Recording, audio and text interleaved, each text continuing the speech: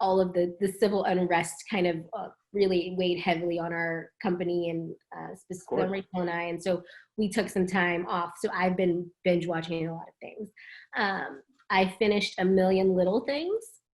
I don't know if that was the right thing to watch during this time. I was crying a lot. It was very similar to the success in the waterworks. I rewatched Westworld.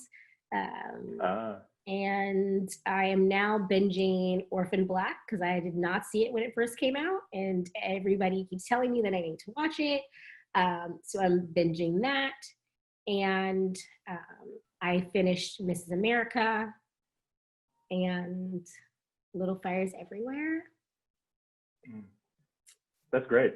Yeah. No, I think that question is important or just interesting anyway, just because there is so much out there, and what excites people says a lot about where they are in their lives and what they're interested in. So I always like to kind of gauge that sense.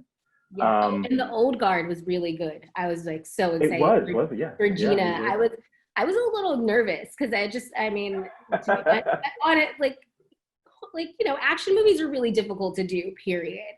And then this time it's just, but Gina killed it. I mean, Charlize, Kiki, like the entire cast. I might watch it again. Oh, and I watched Hamilton 5 times. It's great. Well, obviously. So we have a lot of questions about just getting materials. I'm wondering what's your relationship with film festivals? Because that's a lot of ways that our audience interacts with people who they may not be able to. Do you go to film festivals in maybe 4 times, or do you have your eyes or ears open to that thing? Yeah, I mean, I think, yes, we go to them.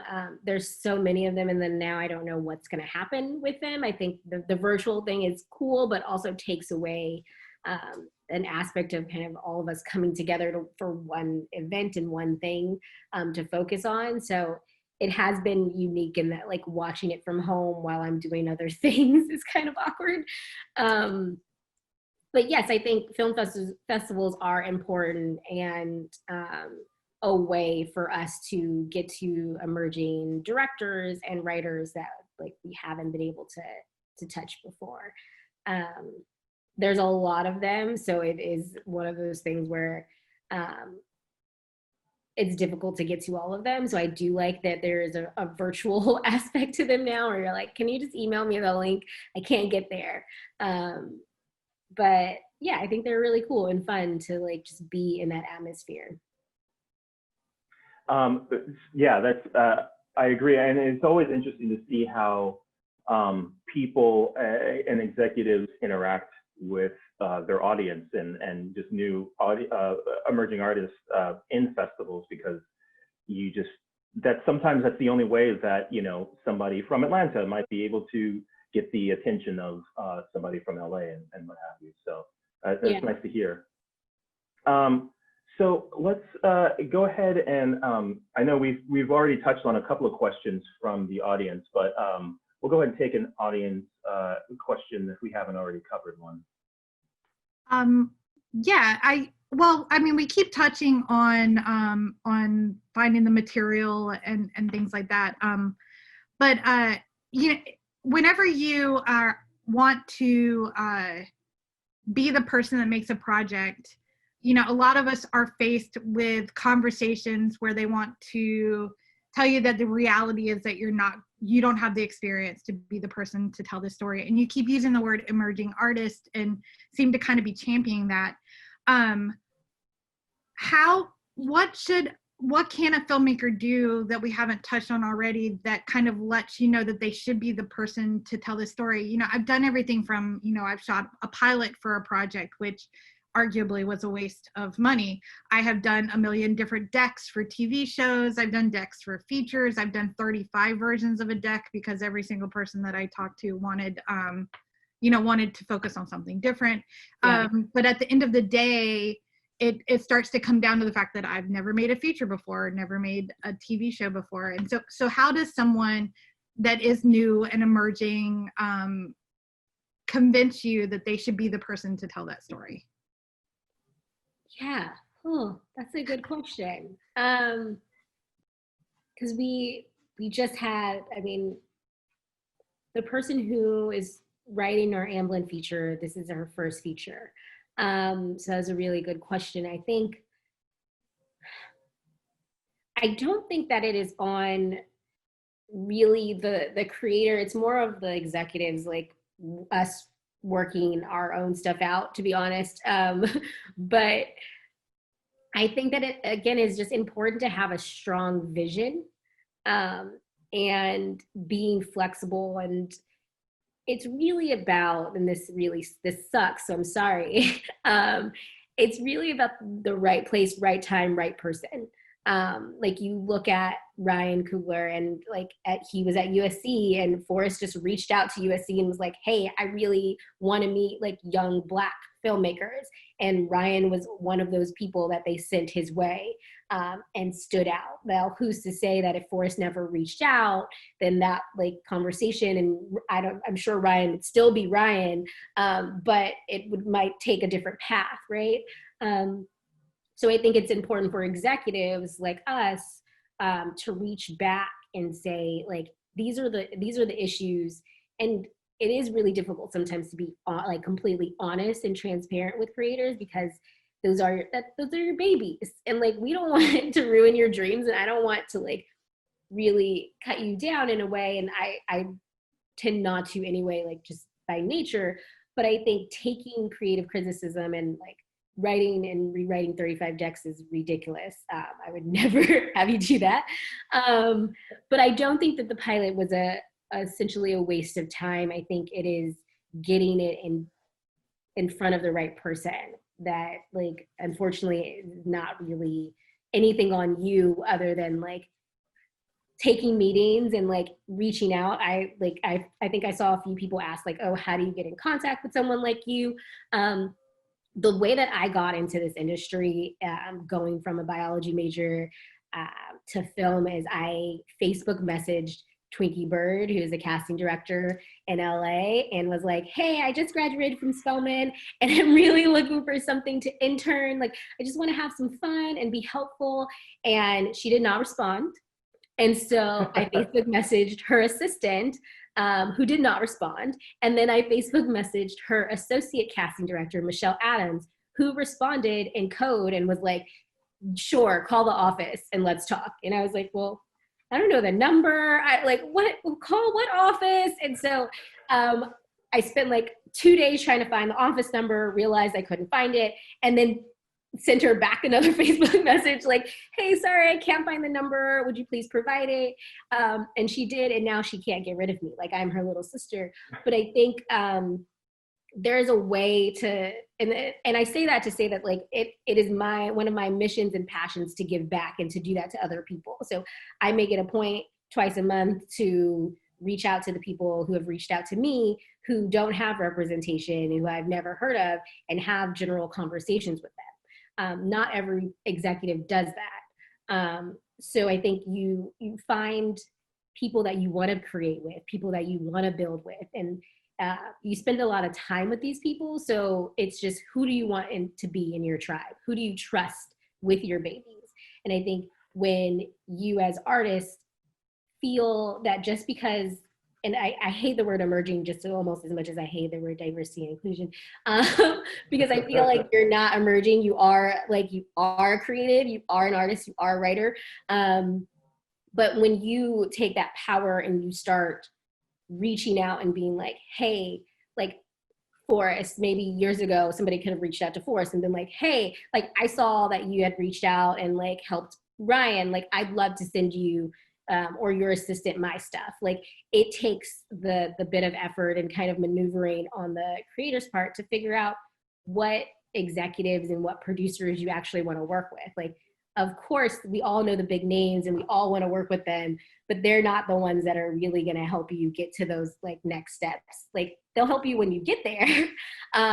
But during that process, it is reaching out to creators and artists and executives that you feel like can help you with those steps, and reaching not up, but maybe across is really important. Like, one of my best friends just moved to Atlanta, and she was like, yeah, I was able to put a crew together like in a few weeks. And I'm like, wait, what? Like, you don't even know anyone. And she's like, I just started like talking to people and asking them like, hey, what do you do? What, like, how can I help you do what you do? That doesn't happen in LA the same way. Like, I feel like you guys have a really like strong community of people, and you create and you create, and you start like knocking down the doors, and like holding people accountable is really important too, right? Like, I'm saying that I want to meet Emerging, and then like you reach out and like 2 months go by and you're like, hey, so I know in that conversation you said you wanted to meet. Like, it's not being an asshole, it's just you like, you putting like holding people's feet to the fire and take like holding them accountable for the things that they say that they want to do. And like, that's really important. I think we've seen that in the news with headlines, like a lot of companies are saying like, we're going to increase diversity and inclusion by the 30%, or we're going to increase like hiring women. And then 2 years go by and we never hear from them again. And we're like, well, did you actually hire the women? Did you actually work with female writers? And if so, let's talk about it. It's great. If not, let's talk about it. Yeah. That's really interesting. And, I think it's very important on the flip side is to also, when you do reach out, you got to come correct. We have, as Molly said, we had about 100 submissions to these short film grants where we submit give that $5,000 to a short film. And, not everybody came with their A game. Not everybody came with, a polished submission package and all this is the basic requirements. So I would say to our audience, if you do reach out to somebody who is an executive, make sure that first impressions matter. So you got to make sure that it's a minor miracle that somebody did respond to you on Facebook, Yeah. but that's an example of persistence. I think you're exactly right. That's a really good point. If there are like emails and they're like typos in the first sentence, I get really irritated because I just feel like you didn't take the time to like you didn't take the time, but you're asking me to take my time, which is not acceptable to me at all. Just as a human, like I feel like I read emails, and I send emails to like Jen Psaki at Amazon, and I will like reread that email like 5 times, like crap, like is that the right word? Should I like making sure my like the grammar is correct, the spelling, just because again, like you're asking someone to take their time to read this, and you want to put your best foot forward always. And I would also say, don't make it harder for the person. If you have a thing where it's like, hey, look at this giant, 20, 30, 50-page Bible of me, and then tell me what you think. It's like, no, obviously you're a busy woman, so you have a lot that you go through. So can you talk a little bit about like what, I guess my point is like, if you do get like, I'm not saying that you do have a lot of cold submissions, but if you do get, some emerging artist submissions or people that you don't necessarily know, can you talk about like what it is about those conversations that you like? Obviously the idea of having a distinct vision, but also just how someone carries themselves or how someone interacts with you, or maybe just pet peeves of yours, like the spelling thing. Yeah. Again, like all of these are like specific to me, and other executives might not care. Well, yeah, absolutely. But I do, like, very similar to how I came in this industry, is I did a lot of homework and research. And I think it's important for someone who reaches out to me to do the same. I don't think you should like know everything about me. That would be a little creepy. But I think you should, like, if you're like, oh, by the way, I loved watching The Affair. Like, it's like, oh, okay, that's really cool that you knew that, like, I helped, like, I worked on that. I'm really big on people and energy and personality. And I think sometimes you can't get that through an email. So I would rather someone ask me for like 15 minutes of my time to talk to me rather than cold email me a feature script that they want me to read. And I'm like, okay, like, I don't know anything about. Oh, also, if the email with the feature doesn't have a log line, which happens a lot. Specifically more when I was at Will Packer than I am now. But like, I'm like, oh, so I need to read the script to understand what it's about? Like, that's just not okay. And then also a specific log line. Like, I think log lines are really important. And sometimes, like, I'll read it and I still have no clue what the project is about, which will then I won't read it. Like, I just won't. Like, I'll be like, I don't know what this is. I think also keeping in the parameters of how long a half hour in a feature is supposed to be. My mom loves to tell people that I work in film and TV, and they will email her projects and then send them to me. And they are always like 300 pages. And I'm like, what is this? And then I have to say, Mom, no, like a script isn't 300 pages. Like, this is worse than Titanic. Like, I don't know what is happening right now. Like, this is like The Roots with all the 4 volumes. Like, I don't want to do this. So I would say just like a really clear and concise log line is really important if you are going to send the project. And yeah, keeping it in the parameters. Making sure you're using like Final Draft or any other like film and script writing software. Making sure it can open, really important. Because if I can't open it, then chances are I'm not, unless the log line is really good, I'm not going to email you back and say that I couldn't open it. Like, I'm just not going to move forward. And also, we do have a logline competition with Film Impact Georgia. So we pay, I think it's $100. It was $150 for first place and $50 for the runner-up. And we've done one so far, and we'll do one next month as well. So there'll be 3 total this year. That's really nice. Yeah. Just let people, so make that $150 by writing 2 sentences. Yeah. It's also just, I mean, like you said, it's a good muscle to exercise and a good skill set to have. So yeah, and I would say, like, when we get on the call or Zoom, loving Zoom, and I think that elevator pitch needs to be tight. Like, what is this project about? I need you to be able to like give it to me, and not it shouldn't take you 30 minutes to explain what your project is about. Right. So I wonder if you can kind of, going back in your career a little bit, you've worked on a lot of different shows and a lot of different people, Showtime, and then also with Will Packard and everything else. I wonder, can you talk a little bit about your experience with someone like a Will Packard, or your experience with a company like Showtime, and the different, we've spent a lot of time talking what you're dealing with right now, but a little bit about your experience with those people and what maybe they are looking for, and what in general that is like. Yeah, I think it's always cool to be at a buyer, right? So working at Showtime was really fun. You really don't get any bad scripts. You just get scripts that just aren't right for the company and the mission that the company wants to go down, which is really fun because you're making the decisions and you're working with this huge conglomerate. This was before the merger, but like I was there kind of right before as well.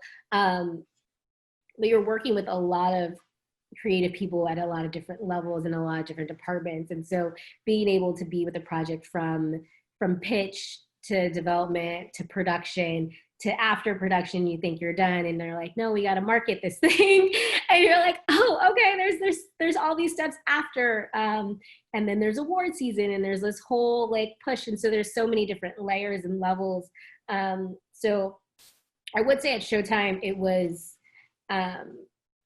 fun and more difficult because they have such strict parameters, and they didn't have a digital platform. So it was all, there's time slots, right? We don't have a lot of room for a lot of projects, so we can develop a lot, and every executive's development slate was extensive. But in terms of like actually going to production and like the actual making of something, it was very unfulfilling because there's only like 3 shows you can pick up a year, and if those shows go to the second year, then maybe you could pick up 1 the second year. And so I could tell that artists were really really unhappy with that process of like, I've been developing the show with you guys for 2 years, now what? And you're like, as soon as we have a time, like we want to make this too, right? Like, and then on Will's side, like we were the production company, and there are some EPs that come on and are really hands off. Will is not like that, and so I had to be on set from the beginning to end of both shows, which was exhausting. But I learned so much, and there's so many, as we all know, there's so many people that make what we do seem seamless, but it is not seamless. And so it was really nice to see the whole community come together, specifically in Atlanta, where I just feel like there's just so much talent, like from art design to production design to like our DP and like the camera. Like I was like amazed at how much talent there was there. But I think on Will's side, there were specific parameters as well. I think Will has a brand that is really big in the feature world and not so much on the TV side. So it was me trying to figure out how to connect those audiences that follow him on the feature side to come over to the TV side, and what that means, and what vision and mission we want to have in the TV front. Right, that's really interesting. So I guess, we've talked about what you are working on now, but moving forward, I wonder, what is your relationship with Rachel as far as like the development goes? Do either of you have different roles that you are moving forward? Or, I mean, obviously she's an amazing actress and has an amazing amount of experience, working on House of Cards and then Marvelous Miss Maisel. Do you see your role? Are you both kind of splitting the work, or do you kind of have a different role than she might have? Yeah, I mean, I think we hope that we can split the work, but because she also has a lot of things that she is doing as an actress and as an advocate for a lot of different organizations, she is really, really busy. And so I do take a lot of the development and production on, but Rachel likes to be heavily involved on the conversations and on notes calls and as much as she can. So I as of right now, because of COVID, and she hasn't been able to go back to Maisel, she has been on everything and in everything, and we are equally doing. We will get we got an outline in recently, and we will go and do our notes separate, and then we will have an internal meeting where we will discuss our notes, and then we will do an external meeting where we combine our notes and give them to our other producing partners and the writer. In terms of, I think, was there another question? Yeah, that's great. So kind of going back to your relationships with the artists as well. Once they, move a little forward in the production, do you see yourself, I guess, being as hands-on with the Will Packard, or do you find yourself will be, I guess, partnering with a production company that will hire the crew and everything else, or where do you see your position in once the thing actually goes to picture? Yeah, that's a good question. I think it's specifically for our feature side, because Rachel's on Maisel. For our features, the ones that we have currently on our slate, she is starring in them as well. So that's been interesting and difficult for her to deal with, of like, she never watches herself. And so now she has to like give, she's like, oh, that was a bad performance, cut that. It's really funny.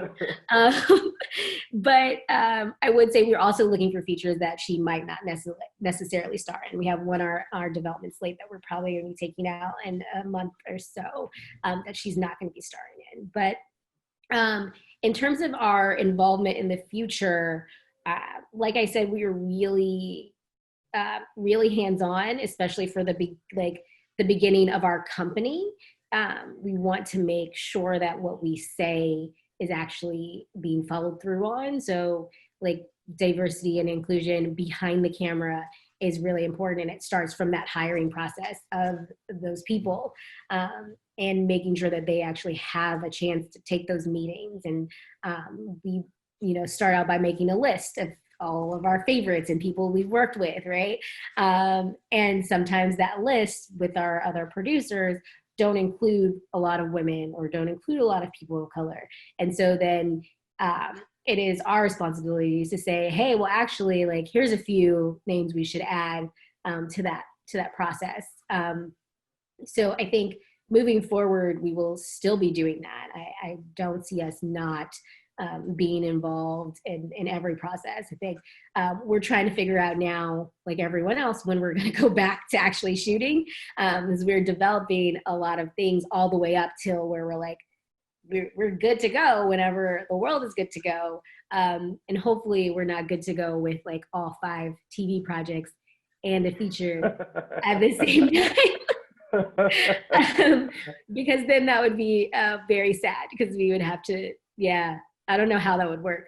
But yeah, our goal is to be as active as we are now moving forward. That's exciting. So just real quick, we're running out of time here, but you mentioned something like podcasts, which is, we actually have a friend of ours who's an established director who has been moving into the podcast world. And I'm obsessed with Tessa Thompson's new podcast, the Left Right Game. And there's such an amazing avenues out there. Is that something that you think that a lot of people are moving into? Is that something that you are still keeping your eyes open to? Where do you see that being in the future, the whole podcast game? I mean, because we have our deal at Amazon, we've seen Audible and have had conversations with Audible in terms of like their growth and their transition and their relaunch planning. I think it's really exciting to have scripted podcasts, specifically now when you can't get people on set together. So I think that it's going to be a booming industry that maybe wasn't so booming before. We have a podcast that we're working on with Audible and Refinery 29 that is based off of an article. So I think scripted podcasts are going to be really important and fun, and you can get high-level talent to do that at any point in their career, whether they go back to set or not, which is really cool. So I'm excited to see the growth, but I definitely think there will be growth. Great. Fantastic. I think we are just about out of time, but I wanted to give it over to Molly real quick to talk about reiterate some of the stuff we have coming up on Film Impact. Yeah, absolutely. I'm actually going to post in the chat a link to, we recently released a COVID-19 independent film production plan to help independent filmmakers get back, because obviously we've seen all the bigger ones that end up being cost prohibitive for independent film. This was developed with 2 independent film companies working with lawyers and industry experts, virus experts and things like that, trying to figure out how we can get back started.